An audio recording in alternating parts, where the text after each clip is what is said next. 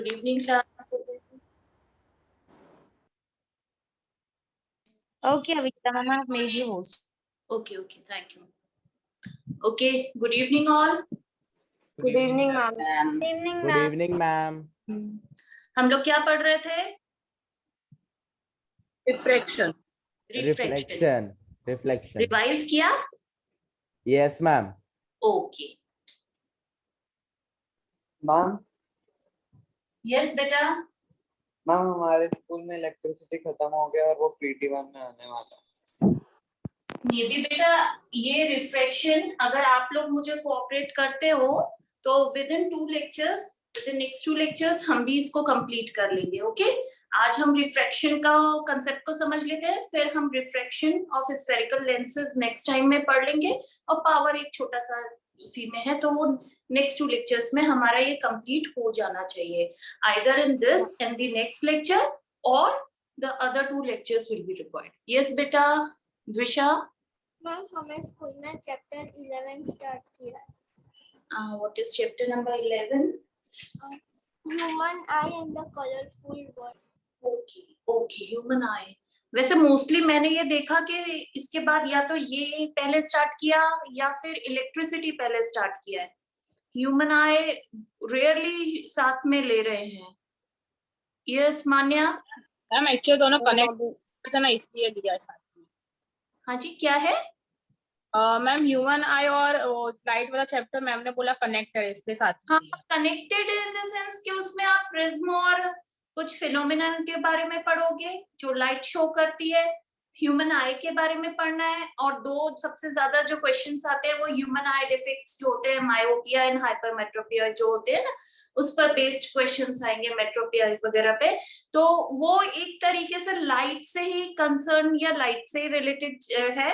वैसे ओवरऑल आप देखो ना तो इस चैप्टर का कनेक्शन उसमें नहीं हो रहा होगा, बट ये है कि लाइट बेस्ड चैप्टर है दोनों, इसलिए उन्होंने ले लिया होगा. ठीक है, चलिए हम अपना रिफ्रैक्शन पर आते हैं. यस बेटा. मैम इस 21st को मैम इलेक्ट्रिसिटी का टेस्ट है. इलेक्ट्रिसिटी का टेस्ट यूटी है. Okay unit test. ओके. तो इन द नेक्स्ट लेक्चर ना, जो कमिंग लेक्चर है, मैं उसमें आपको जो इम्पोर्टेंट चीजें हैं वो बता दूंगी. ओके, यहीं पे क्लास में जो आपको इम्पोर्टेंट पढ़ना है ये किस तरह के. देखो, एक उसमें क्वेश्चंस जो आते हैं ना वो रेजिस्टेंस बेस्ड जरूर आते हैं कि रेजिस्टेंस में रेजिस्टेंस इज इक्वल टू क्या होता है, रो इनटू एल अपॉन ए आता है.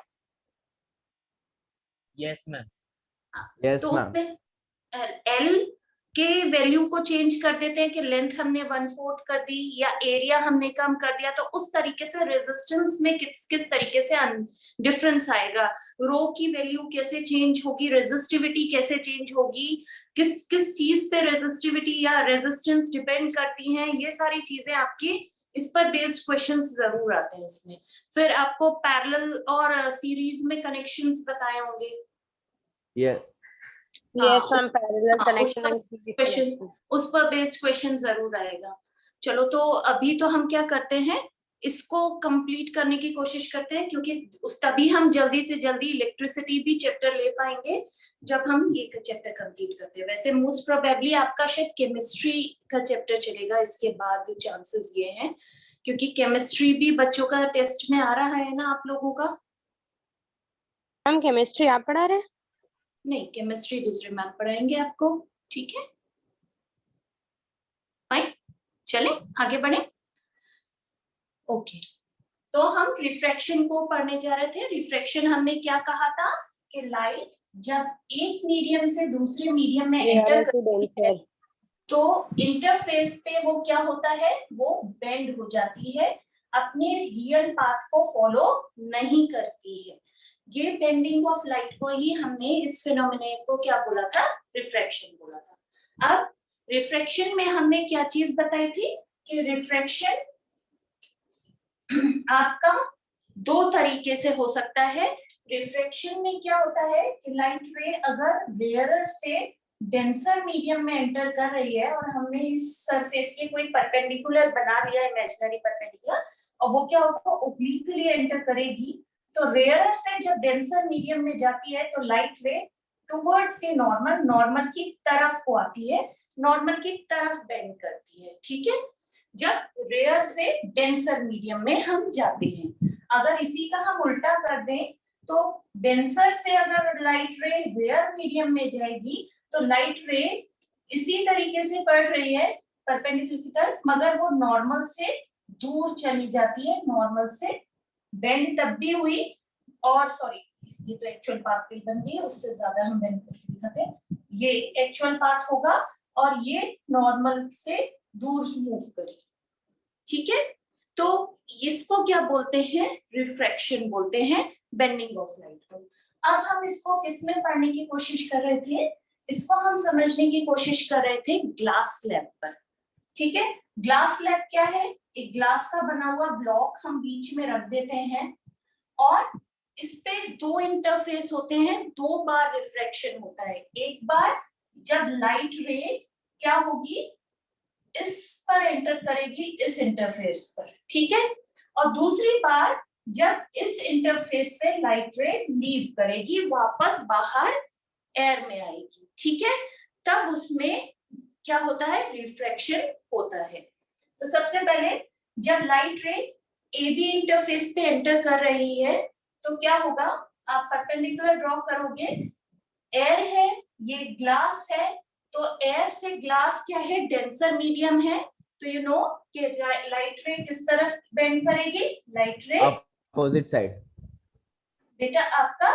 इस तरफ आएगी, यानी टुवर्ड्स द नॉर्मल आएगी, क्योंकि ये डेंसर मीडियम है। फाइन, डेंसर मीडियम में लाइट रे नॉर्मल की तरफ आती है, ठीक है। अब लाइट रे दोबारा से क्या करेगी, बाहर जाना चाहेगी ग्लास स्लैब से।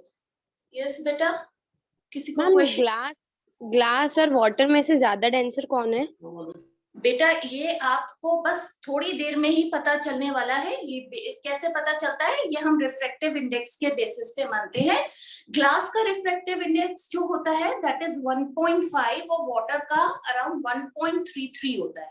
जितना ज्यादा रिफ्रैक्टिव इंडेक्स होता है उतनी ज्यादा क्या होता है, आपका मीडियम जो होता है वो डेंसर होता है। तो यहाँ पर रिफ्रैक्टिव इंडेक्स ग्लास का वाटर से ज्यादा है, तो क्या होगा, ऑब्वियस सी बात है कि ग्लास आपका ज्यादा डेंसर होगा। वो अभी हम इस पर आते हैं, पहले आप क्या देखो, यहाँ देख लो कि हम अभी एयर और ग्लास की बात कर रहे हैं।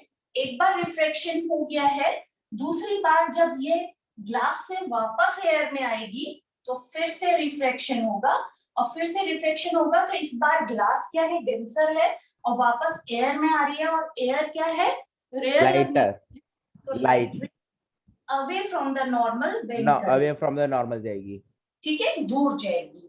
अवे फ्रॉम द नॉर्मल में वो थोड़ा इस तरीके से आएगी,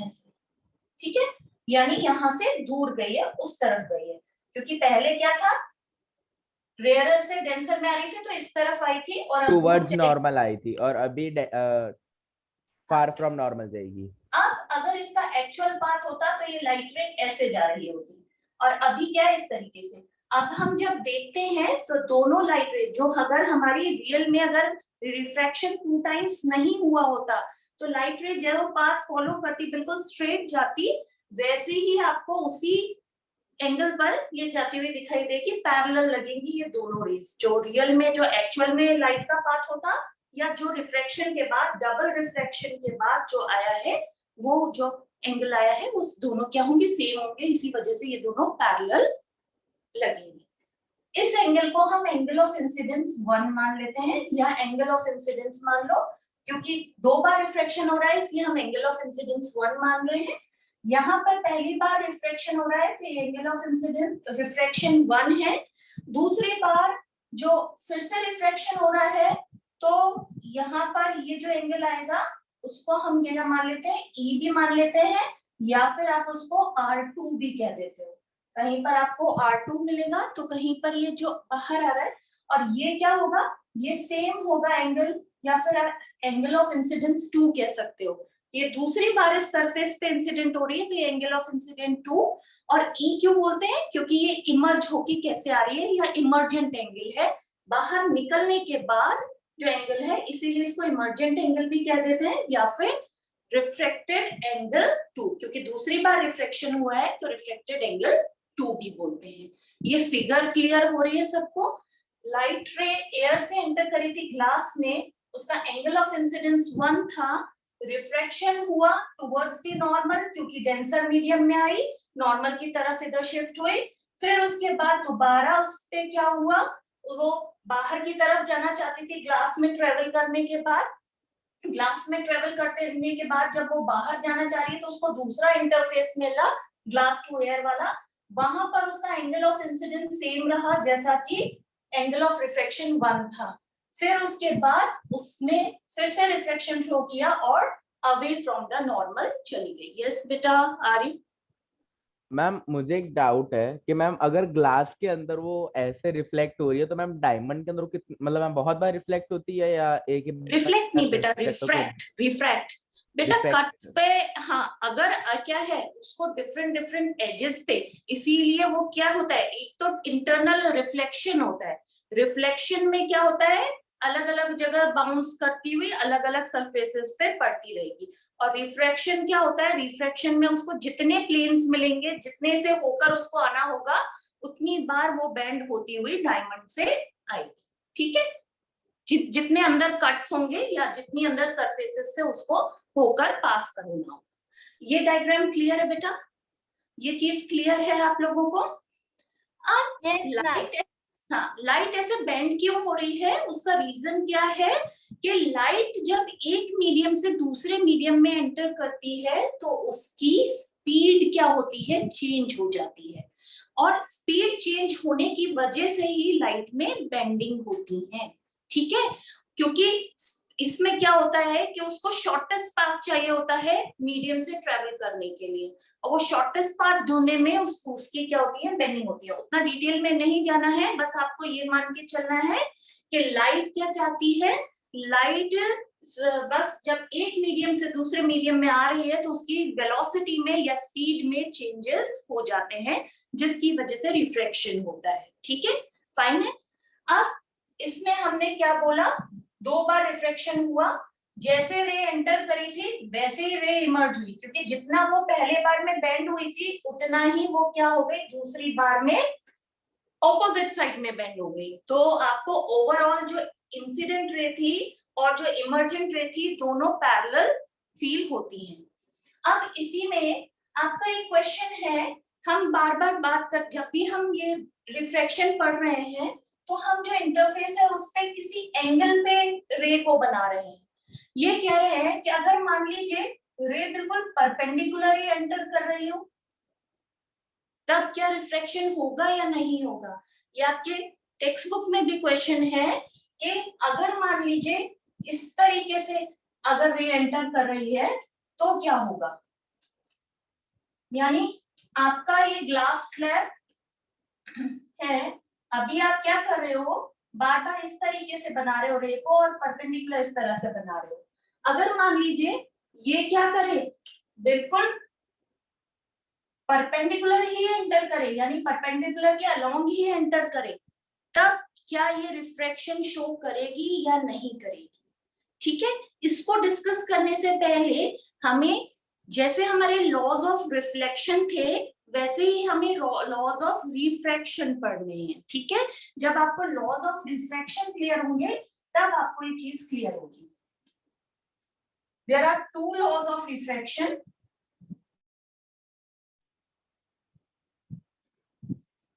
फर्स्ट लॉ क्या कहता है, इंसिडेंट रे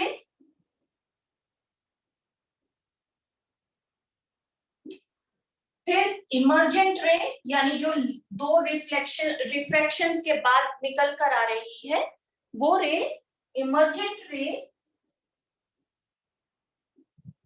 एंड नॉर्मल,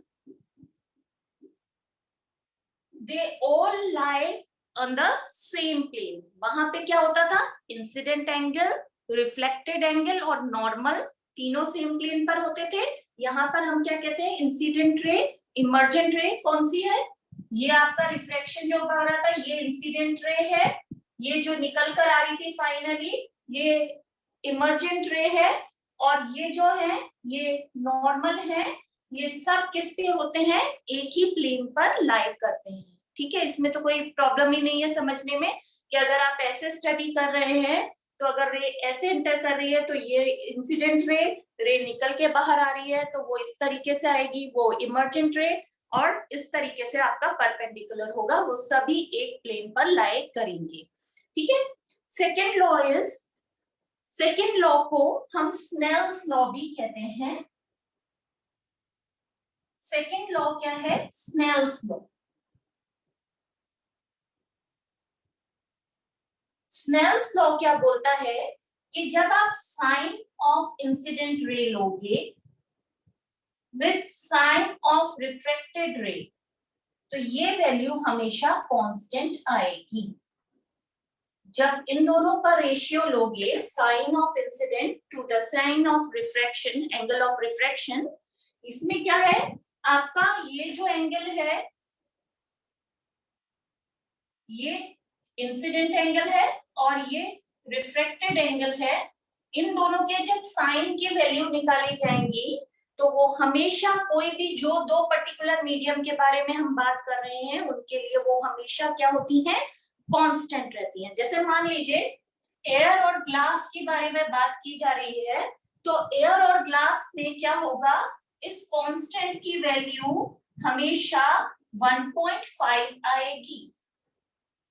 अब आप एंगल को बार बार चेंज करते के देखोगे यहाँ पर तो उस हिसाब से एंगल आर भी चेंज होता रहेगा नीचे, तो उससे क्या होगा कि ये वैल्यू हमेशा एयर से ग्लास के लिए कांस्टेंट ही रहेगी। इसको समझने के लिए एक एग्जांपल देखो। अगर हम इस तरह से टेबल बनाते हैं, साइन आई की वैल्यूज, साइन आर की वैल्यूज और कांस्टेंट की वैल्यू, ठीक है।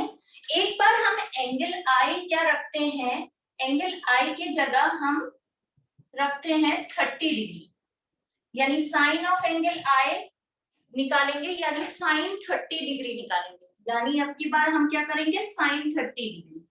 तो यहाँ पर हमारा जो एंगल आता है रिफ्रैक्शन के बाद वो कितना आता है, 19 डिग्री, ठीक है। और जब आप sine I upon sine R करते हो तो वो वैल्यू आती है 1.5।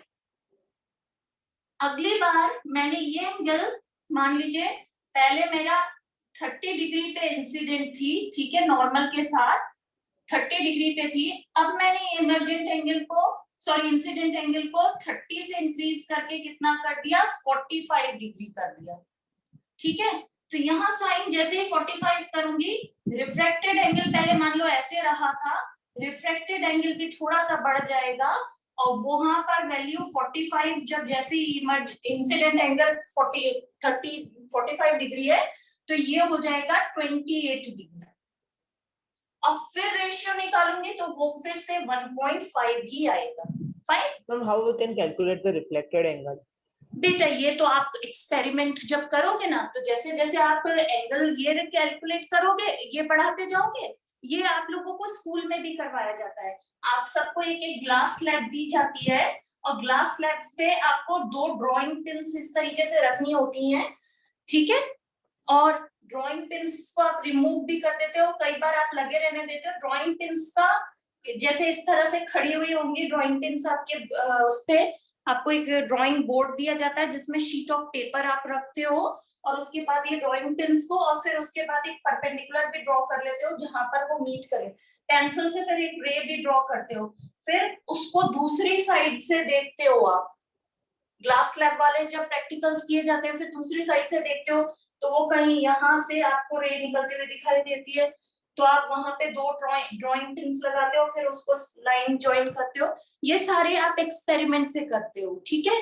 तो आप ये देखोगे कि आपने जब 30 डिग्री एंगल पे अपनी ड्राइंग पिन्स लगाए थे तो एंगल ऑफ रिफ्रैक्शन कितना हो रहा था। ये तो ग्लास स्लैब के उसमें है जिसमें डबल रिफ्रैक्शन हो रहा है, वहां तो सेम ही होगा, बट आपका जब सिंगल सरफेस होती है, यस मान्या?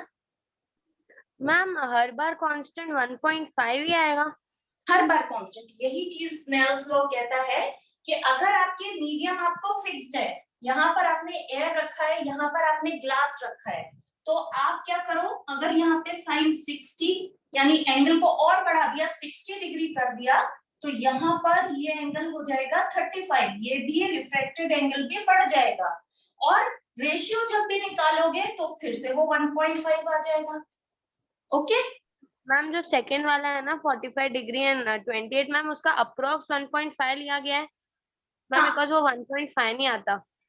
नहीं, आप क्या ये वैल्यू आप जब आपके पास साइंटिफिक कैलकुलेटर्स या मोबाइल्स में भी जो कैलकुलेटर्स है ना, उनको आप करके देखना, तो ये अप्रॉक्स में ही आएंगे ये सारी वैल्यूज, बट आप उनको अज्यूम यही करोगे 1.5 तक, बस वन वैल्यू पॉइंट के बाद 1 डेसिमल वैल्यू आगे तक ही ले रहे हो, ठीक है, आगे की वैल्यूज मत देखो।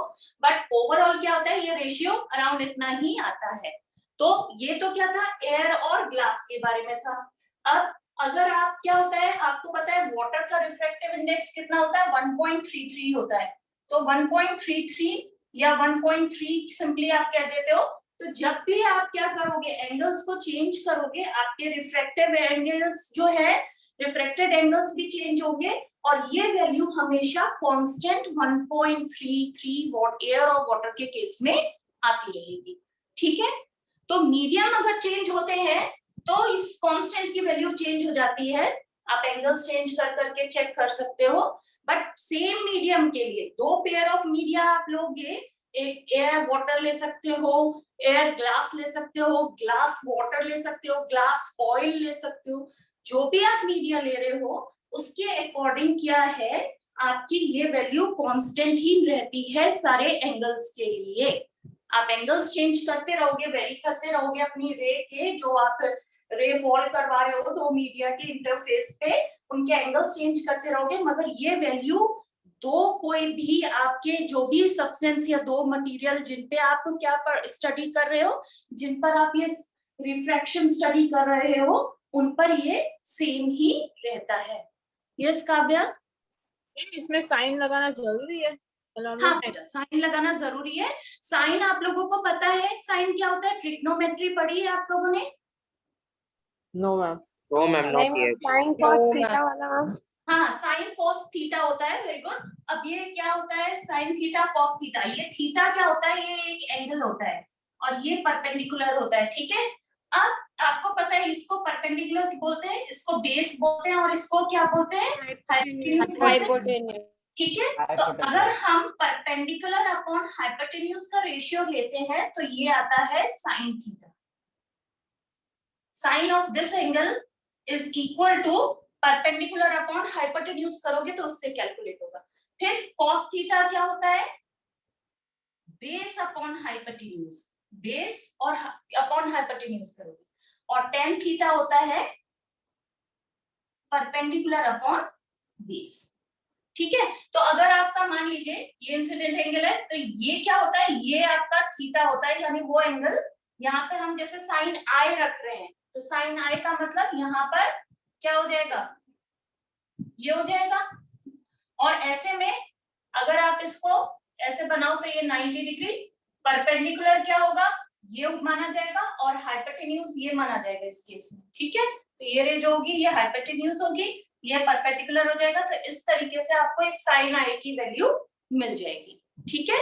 ये वैसे डायग्रामेटिकली कैलकुलेट करने का है, बट क्या होता है, आपको एक टेबल दी गई होती है, इसमें भी आपको साइन आई की वैल्यूज पता होती हैं, और साइन आर की वैल्यूज आप उनसे डायरेक्ट देखकर पता लगा सकते हो, ठीक है। अब क्या है, ये जो कांस्टेंट होता है, इसी कांस्टेंट को क्या बोला जाता है, refractive index. Refractive index of that particular medium of which we are talking about. अगर मान लीजिए, यस बेटा। मैम तो हमें रिफ्रैक्टिव इंडेक्स कैलकुलेट करना तो नहीं आएगा ना? नहीं आएगा। इन केस अगर आपको कैलकुलेट करने के लिए बोलेंगे तो आपको साइन आई की वैल्यू भी गिवन होगी, साइन आर की वैल्यू भी गिवन होगी। जब आप रेशियो दोनों का निकालोगे तभी आपको कैलकुलेट करने के लिए आएगा, ठीक है। आपको इसको कैलकुलेट एक तरीके से और भी करोगे, वो भी अभी हम डिस्कस करते हैं।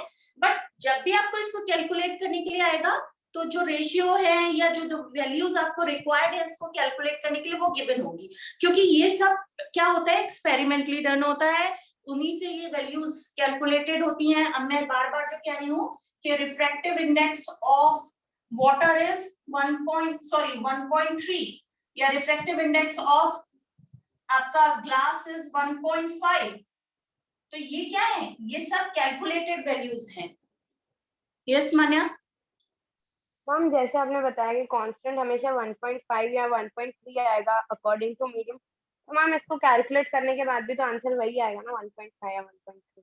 इसको और जो भी अगर तो आपको कैलकुलेशंस दी गई होंगी, उनको आप वैल्यूज जब पुट करोगे तो उनको कैलकुलेट करने के बाद भी यही आना चाहिए। ठीक है, हम तो ऐसे आ सकता है कि रिफ्रैक्टिव इंडेक्स दिया हो और कोई भी साइन आर या साइन आई दिया होगा, फिर बोलेंगे कि दूसरे एंगल फाइंड करो। हाँ, मतलब आपको ऐसा नहीं देंगे कि साइन आई की वैल्यू कैलकुलेट करने के लिए साइन आर की, ऐसा कभी नहीं देंगे, क्योंकि दे नो के 10th स्टैंडर्ड वाले बच्चे को अभी ये जो टर्म्स है ये इंट्रोड्यूस की जाती हैं। आप जब ट्रिग्नोमेट्री पढ़ोगे तब आपको किसी पर्टिकुलर एंगल का साइन वैल्यू कैलकुलेट करने के लिए मतलब आएगा। हम तो ये कौन से क्वेश्चंस में होएगा? हाँ, ये कौन से टाइप के क्वेश्चंस में आएगा? वो जो न्यूमेरिकल्स पर बेस्ड होंगे, रिफ्रैक्शन पर बेस्ड होंगे उस पे। मगर बेटा इसलिए आपको नहीं दिए जाएंगे क्योंकि आपको जब ट्रिग्नोमेट्री में भी पढ़ाए जाते हैं ना, तो आपको कौन कौन से एंगल्स पढ़ाए जाते हैं? 0, 30 डिग्री, 45 डिग्री, 60 डिग्री और 90 डिग्री। अब आई तो आप इनके अकॉर्डिंग सेलेक्ट कर सकते हो, बट आर की वैल्यू इन पर कितनी आती है उनको आपको कैलकुलेट नहीं करना आता है, तो वो आपको जनरली क्वेश्चंस नहीं दिए जाएंगे। ठीक है, कि आपको साइन आई या साइन आर की वैल्यू कैलकुलेट करनी। हाँ, साइन आई या साइन आर की वैल्यू गिवन होगी, उस पर बेस्ड आप रिफ्रैक्टिव इंडेक्स कैलकुलेट कर सकते हो। ठीक है, इतनी चीज क्लियर हुई। स्नेल्स लॉ क्या है कि इन दोनों का जब हम रेशियो लेते हैं रिफ्रैक्टिव इंडेक्स कहलाता है, और वो वैल्यू दो पर्टिकुलर मीडिया के लिए जिन पर भी हम स्टडी कर रहे होते हैं, चाहे एयर ग्लास, ग्लास वाटर या एयर वाटर, उन पर ये वैल्यू फिक्स्ड रहती है, रिफ्रैक्टिव इंडेक्स। ठीक है, अब दूसरी चीज हमने क्या बात करी, इसमें तो किसी को डाउट नहीं है ना? मैम आपने बीच में ऑयल भी एज ए मीडियम बोला था, ऑयल भी हो सकता है, तो मैम उसका डेंसर रहता है, रेयरर रहता है या कांस्टेंट क्या आता है? बेटा अब मैं आपको बता दूं कि vacuum is the rarest medium. सबसे ज्यादा स्पीड जो लाइट की होती है दैट इज इन वैक्यूम, और उसको हम कंसीडर करते हैं 1। उसका रिफ्रैक्टिव इंडेक्स जो होता है उसको हम मान के चलते हैं 1। ओके, उसके बाद हम रिफ्रैक्टिव इंडेक्स पढ़ते हैं एयर का। एयर का रिफ्रैक्टिव इंडेक्स भी मोर और लेस क्या होता है, सिमिलर टू एयर, वैक्यूम होता है, और उसका होता है 1.0003। ठीक है, तो उसको भी हम बिल्कुल 1 के इक्विवेलेंट ही काउंट करते हैं, क्योंकि 3 वैल्यूज तक 0 ही आ रहा है। ठीक है, तो उसको भी हम 1 तक ही काउंट करते हैं।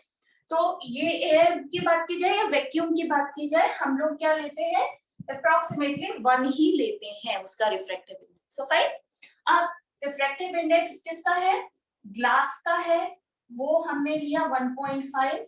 रिफ्रैक्टिव इंडेक्स हम वाटर की बात करते हैं तो वो करीब आता है 1.33। आपको एक टेबल गिवन है टेक्स्ट बुक में जिसमें सबके रिफ्रैक्टिव इंडेक्स दे रखे हैं। जनरल ग्लास, वाटर और इनका एयर की बात की जाती है आपके सिलेबस में जो है। अगर आपको कोई पर्टिकुलर क्वेश्चन दिया जाता है जिसमें ऑयल हो या कैरोसिन हो या कुछ भी हो, किसी भी तरह का अदर देन दीज 3 मीडिया अगर आपको कुछ दिया जाता है, तो तब आपको उसकी रिफ्रैक्टिव इंडेक्स की वैल्यू भी क्वेश्चन में गिवन होगी। फाइन, अब हम आ जाते हैं रिफ्रैक्टिव इंडेक्स के बारे में। ठीक है, अच्छा एक क्वेश्चन मैंने कहा था कि अभी मैं आपको आगे डिस्कस करूंगी, वो मैंने क्या बोला था कि अगर आपके पास कोई ग्लास स्लैब है और उस पे रे जो है किसी एंगल पर इंसिडेंट होकर ना गिरे और डायरेक्ट इस तरीके से इंसिडेंट हो, तो क्या होगा? जब डायरेक्ट इंसिडेंट होती है तो वो रिफ्रैक्शन के लॉ को फॉलो नहीं करती, रिफ्रैक्शन शो नहीं करती, और वो क्या करती है, एज इट इज स्ट्रेट जाती है। और वो कैसे होता है वो मैं आपको बताऊं कि क्यों ये रिफ्रैक्शन में आपको ये क्वेश्चन गिवन भी है कि अगर ओब्लिकली ना गिर के, बार बार आप कहते हो व्हेन रे इज इंसिडेंट ओब्लिकली, अगर ओब्लिकली ना हो, बिल्कुल परपेंडिकुलर हो तो क्या होगा? बिल्कुल परपेंडिकुलर होगी तब क्या होगा, इसको भी स्टडी करते हैं। आपने बोला sine I upon sine R is constant, ठीक है। अब अगर I इस तरीके से है तो इसका मतलब ये बिल्कुल ओवरलैप कर गई है, जो आपकी इंसिडेंट रे थी वो ओवरलैप कर गई परपेंडिकुलर के साथ। तो परपेंडिकुलर और इंसिडेंट रे के बीच में कितना एंगल हुआ? 0 हुआ। जब रे परपेंडिकुलर के साथ इंसिडेंट ना होके बिल्कुल उसी के साथ मिल गई तो एंगल कितना बनाया उसने?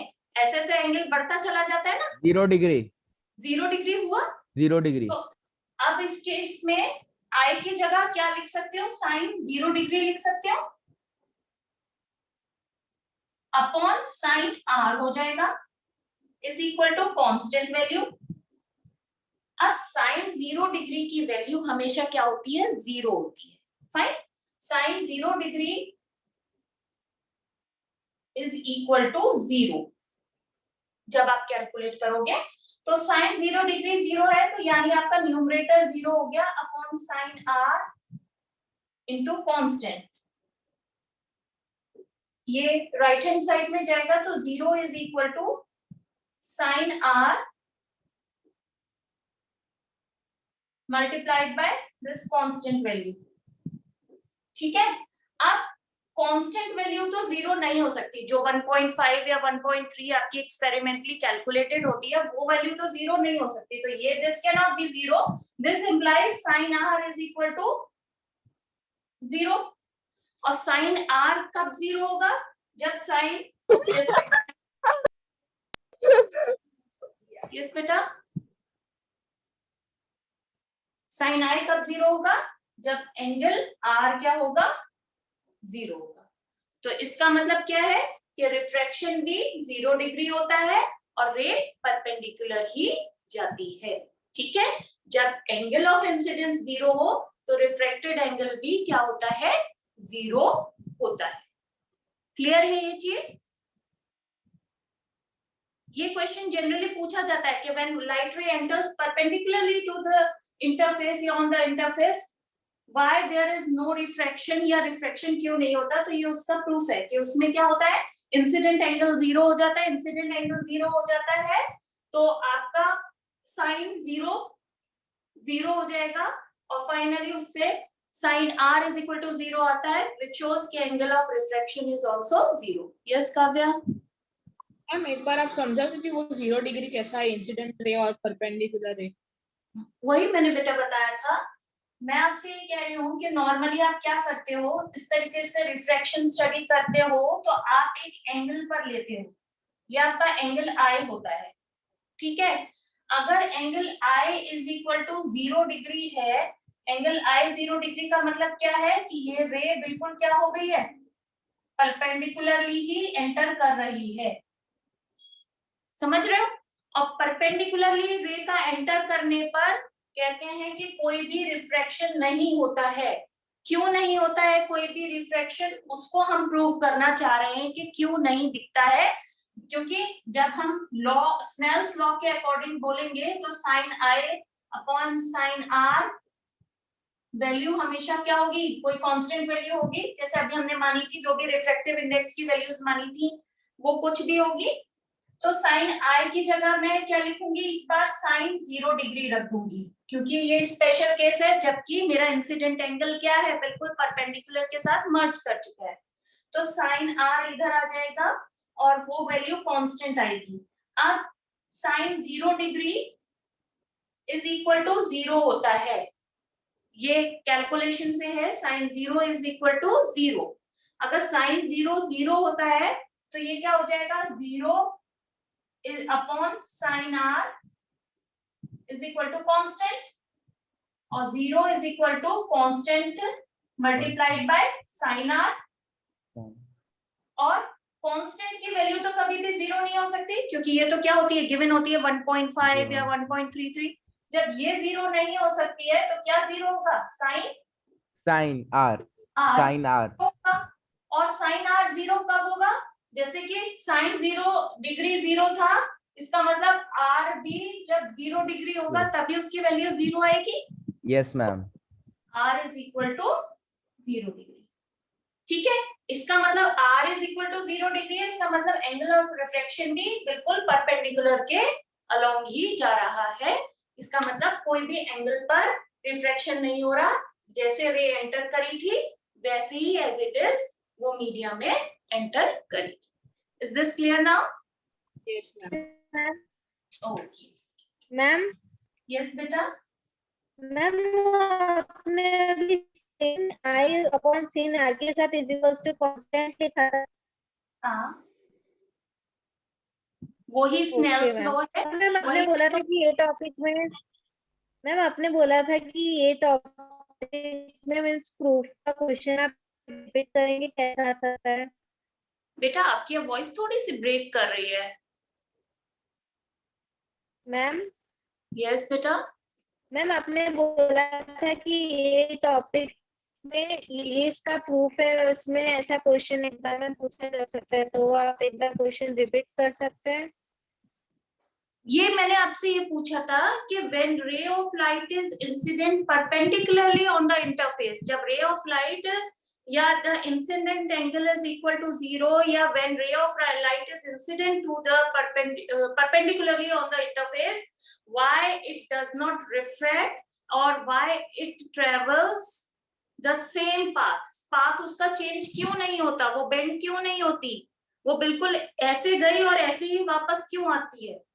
ठीक है, ये क्वेश्चन बन सकता है, तब के केस में ये मैंने एक्सप्लेन किया। Okay okay now next thing is refractive index को और थोड़ा सा डिटेल में स्टडी करते हैं।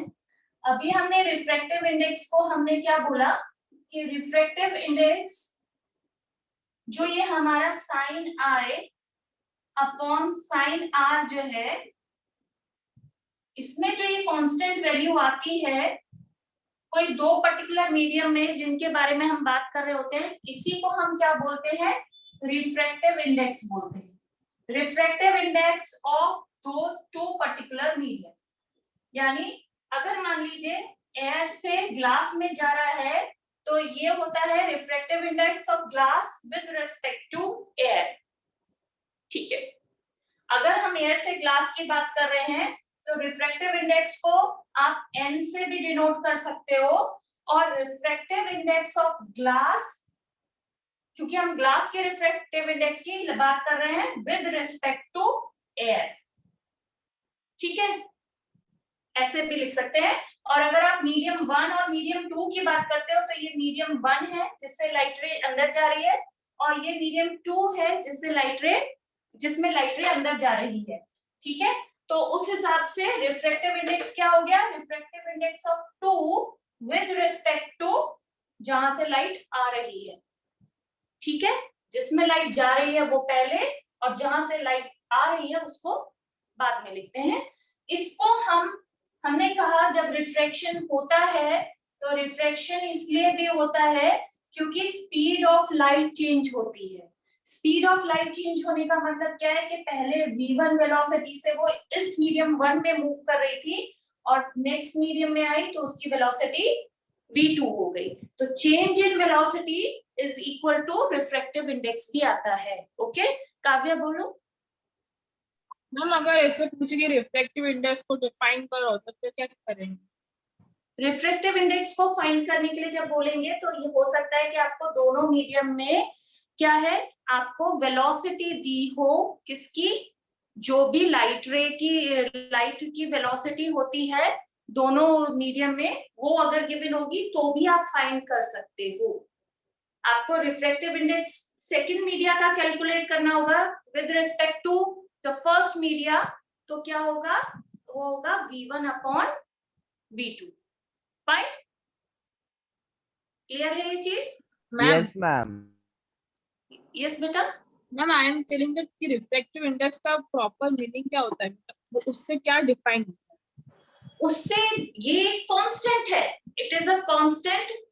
जब हम साइन ऑफ क्या है, sine ratio of angle of incident to this क्या है, साइन है of angle of refraction calculate करते हैं, तो जो कांस्टेंट वैल्यू आती है दैट इज रिफ्रैक्टिव इंडेक्स, या ratio of velocity of light in two different media भी हम क्या बोल सकते हैं, रिफ्रैक्टिव इंडेक्स बोल सकते हैं।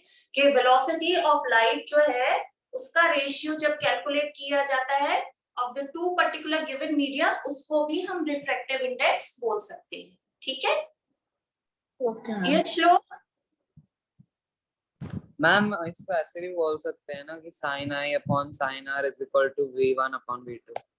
हाँ यही बेटा, क्योंकि ये हमारा क्या है, रिफ्रैक्टिव इंडेक्स ही है, तो हम इसको क्या लिख सकते हैं, ये रिफ्रैक्टिव इंडेक्स यही चीज है जो आपने कांस्टेंट वैल्यू बात करी थी, और इसी को आप बोल सकते हो sin i upon sin r,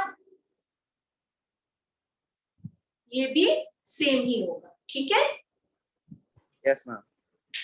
okay. अब अगर हम उल्टी बात करते हैं कि मीडियम 2 से मीडियम 1 में रे जा रही है, तब क्या होगा, तो आपका होगा refractive index of 1 with respect to 2, refractive index of 1 with respect to 2, और वो कितना हो जाएगा, इसमें वेलोसिटी कितनी थी, v2 अपॉन v1। ठीक है, इज इट ओके?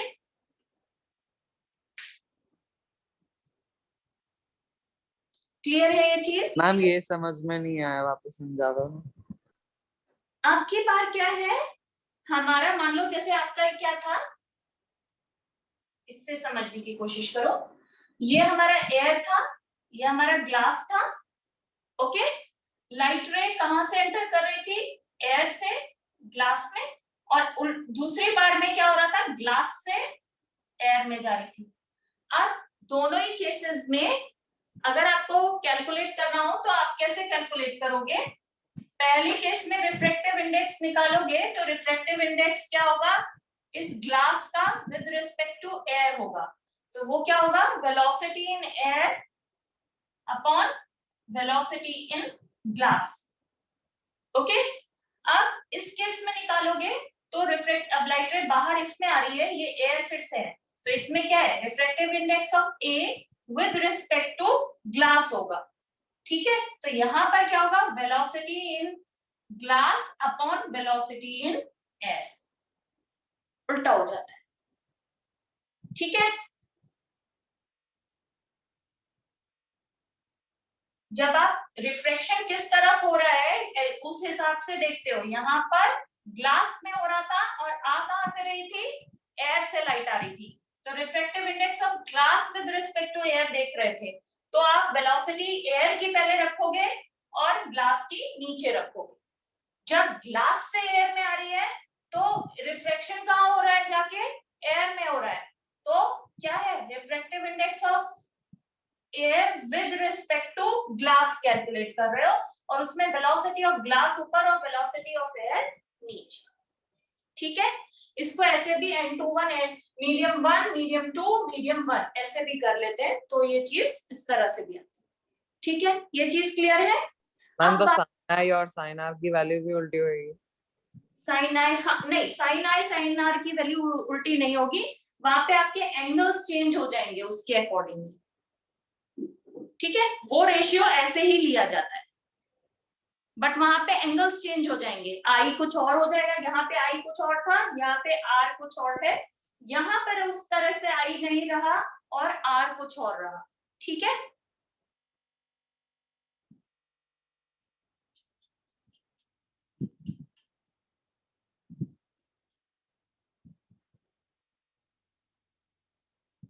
अब नेक्स्ट जो चीज आती है that is absolute refractive index.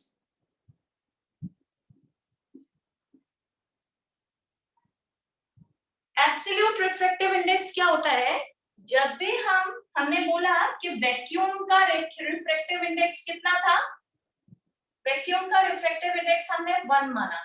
1। ठीक है, और एयर का रिफ्रैक्टिव इंडेक्स भी हम 1 ही लेते हैं क्योंकि उसकी वैल्यू 1.00 1.0003 हाँ इतनी होती है, तो उसको भी हम 1 ही मान लेते हैं। ठीक है, तो अगर हम कोई ऐसी स्टडी कर रहे हैं या रिफ्रैक्शन की जो फिनोमेना है, अगर हम उसको स्टडी करते समय पहला हमारा जो मीडियम है उसको हम एयर रख रहे हैं और दूसरा मीडियम हमारा XYZ कुछ भी हो, ग्लास हो, चाहे वाटर हो, चाहे ऑयल हो, कुछ भी हो, जब भी हमारा पहला मीडियम एयर होता है तब जब हम रिफ्रैक्टिव इंडेक्स कैलकुलेट करेंगे, चाहे ग्लास का, चाहे वाटर का, चाहे ऑयल का, वो किसके रिस्पेक्ट में कैलकुलेट करते हैं? एयर के रिस्पेक्ट में कैलकुलेट करते हैं। तो ऐसा रिफ्रैक्टिव इंडेक्स क्या होता है? That is absolute refractive index. ठीक है, अगर आप ऐसे कैलकुलेट करते हो तो इसमें अगर हम इनको 1 2 से ही कैलकुलेट करके देखो, तो इसको 1 मानो, इसको 2 मानो, तो आपका क्या होगा? Refractive index of 2 with respect to 1 होगा और refractive index of 2 with respect to 1 क्या होगा? v1 upon v2। ठीक है, अब लाइट, इसको आप जानते हो कि ये क्या है? लाइट की वेलोसिटी एयर में कितनी होती है? That is equal to c, और c की वैल्यू कितनी होती है? 3 × 10⁸ 10⁸8 मीटर पर सेकेंड होती है। लाइट की वेलोसिटी एयर में इतनी होती है, तो यहाँ पे हम c रख देते हैं और v2 हमें कैलकुलेट करनी होती है। ठीक है, v2 हमें पता नहीं होती है कि जो हमें दूसरा गिवन मीडिया है उसमें वेलोसिटी कितनी है। तो ऐसे केस में क्या होता है कि अगर आपको जो भी रिफ्रैक्टिव इंडेक्स 2 दिया है, अगर आपको वो पता है, उसकी वैल्यू पता है, मान लीजिए यहाँ पे ग्लास होता तो ग्लास में 1.5 तो आपको पता होती उसकी क्या है? एब्सोल्यूट रिफ्रैक्टिव इंडेक्स उसका 1.5 आता है। और वेलोसिटी यहाँ पे आप किसकी रख देते? एयर में जो वेलोसिटी होती है लाइट की, वो रख देते। और यहाँ पे v2 आपको ग्लास में वेलोसिटी कैलकुलेट करनी होती, तो आप सिंपली क्या करते? v2 is equal to 3 × 10⁸ metre per second upon 1.5।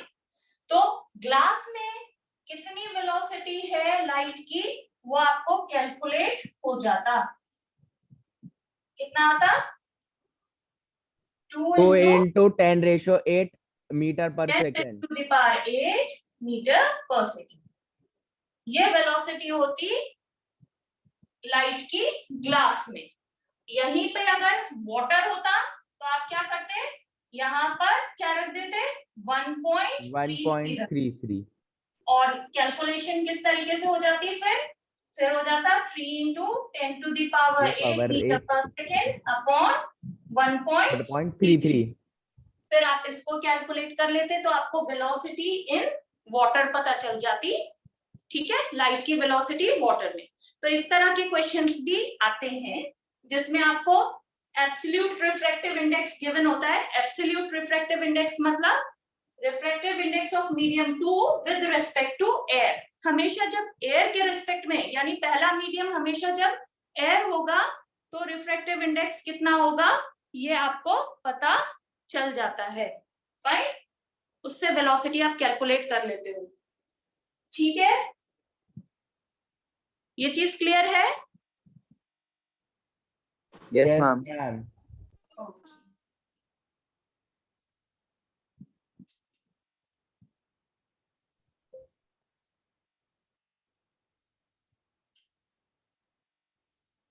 एक क्वेश्चन और आता है कि क्लास लैब में, वैसे ये क्वेश्चन मतलब आपका जरूरी नहीं कि पूछा जाए, क्लास लैब में एक बार रिफ्रैक्शन यहाँ इस सरफेस पे हो रहा है और उसके बाद रिफ्रैक्शन इस सरफेस पे हो रहा है, और हम ये कहते हैं कि अगर ये रे नॉर्मली ऐसे जाती तो ये रे और जो रिफ्रैक्टेड रे जो है हमारी, फाइनली जो इमर्जेंट रे है और जो एक्चुअल रे होती, ये दोनों पैरेलल होती हैं।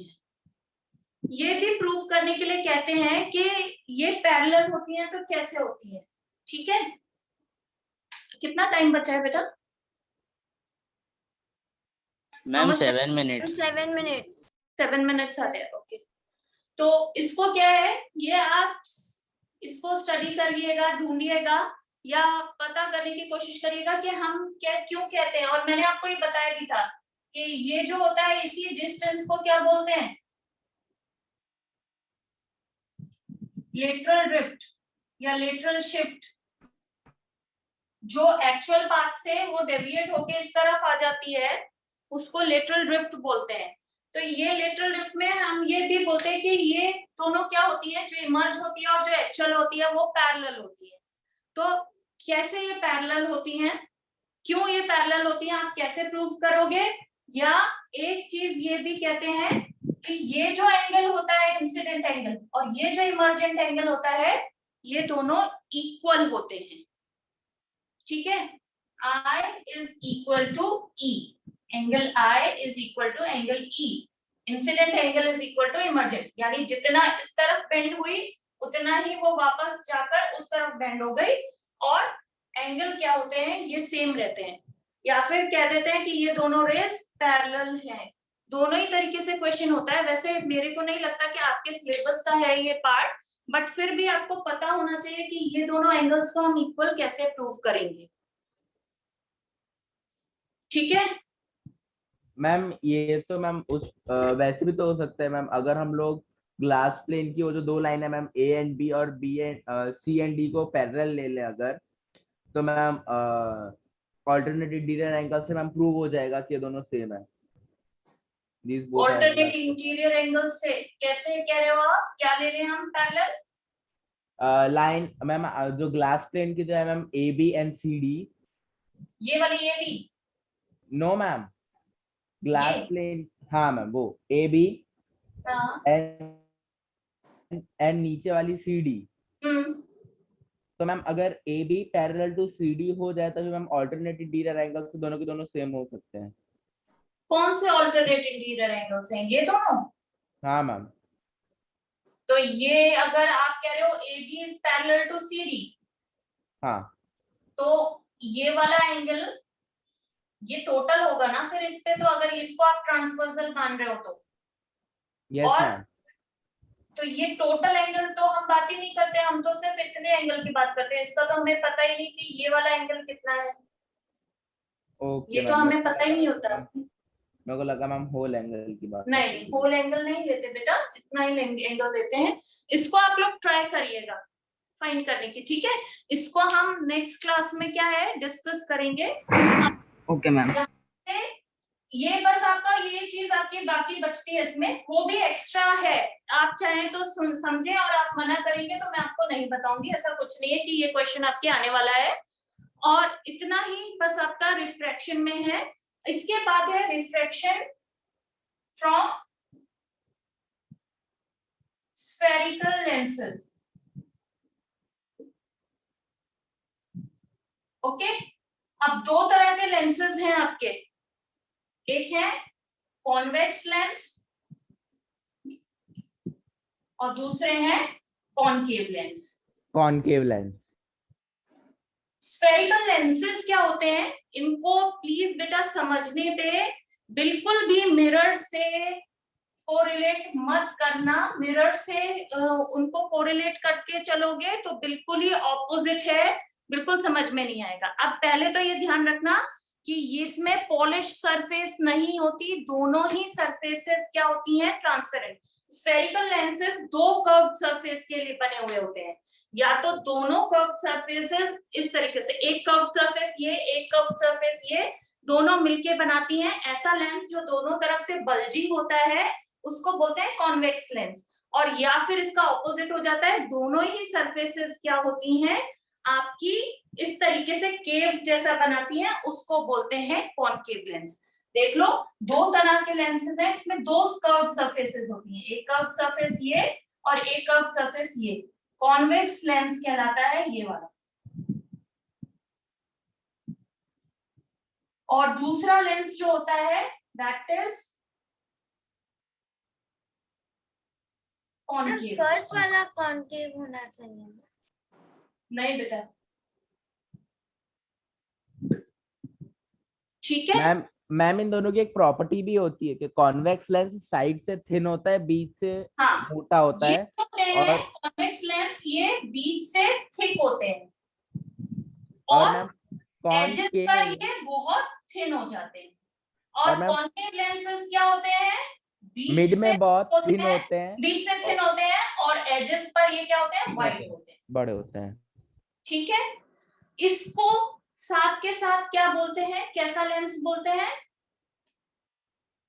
अब यहाँ पे कॉन्वेक्स, क्या है, ये वाले कहलाते हैं कन्वर्जिंग लेंस, वहां कन्वर्जिंग पर ये लेंस। क्या कहलाते थे, डाइवर्जिंग मिरर्स कहलाते थे। Yes ma'am. और यहाँ पर कॉन्केव लेंस क्या होते हैं, डाइवर्जिंग लेंस। Diverging lens. बेटा बिल्कुल भी कंफ्यूज मत होना, बार बार बोल रही हूँ, ध्यान से इस चीज को समझना, बिल्कुल ऑपोजिट हो जाता है। वहां पर कॉन्केव जो होते थे वो एक जगह पे क्या करते थे, कन्वर्ज करते थे लाइट को। ठीक है, ये क्या होता है, ये यहाँ पर कन्वर्जिंग का काम किसका होता है, कॉन्वेक्स लेंस का होता है। का जब इस पे लाइट रेज ऐसे पैरेलल फॉल करती हैं तो ये क्या करता है, सारी लाइट रेज को आगे जाके सबको कन्वर्ज करता है, इसीलिए इसका का नाम है कन्वर्जिंग लेंस। ओके, और यहाँ पर लाइट रेज जब फॉल करती हैं कॉन्वेक्स लेंस में तो ये डाइवर्ज्ड अपीयर होती हैं इस तरीके से, और पीछे की तरफ ये कहीं से कन्वर्ज होती हुई लगती है, आगे डाइवर्ज्ड होती है। ये बिल्कुल ऑपोजिट है जो आपने किस में पढ़ा था, मिरर्स मिरर्स में पढ़ा था। तो अब हमारा, अगर आप लोग कोऑपरेट करते हो तो नेक्स्ट क्लास तक हमारा ये चैप्टर कंप्लीट हो जाएगा।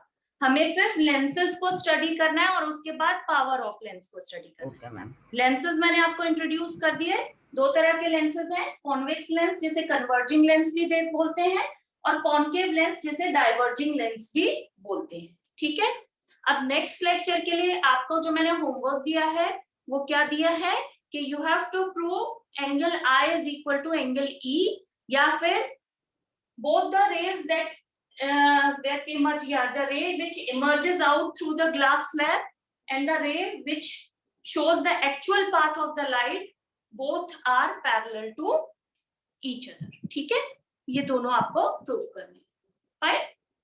Okay ma'am. ओके चलो, तो ये आपका होमवर्क है। और रिफ्रैक्टिव इंडेक्स बेस्ड आपको क्वेश्चंस मिले तो प्लीज उनको सॉल्व करिएगा। चैप्टर के एंड में मैं आपको वर्कशीट देने वाली हूँ, उसमें मैं आपको क्वेश्चंस दूंगी और फिर इसके बाद आपका केमिस्ट्री चलेगा। तो जब भी हमारी नेक्स्ट क्लास होगी उसमें भी हम उन क्वेश्चंस को डील करेंगे, डिस्कस करेंगे, अगर आपसे नहीं हो पाए तो।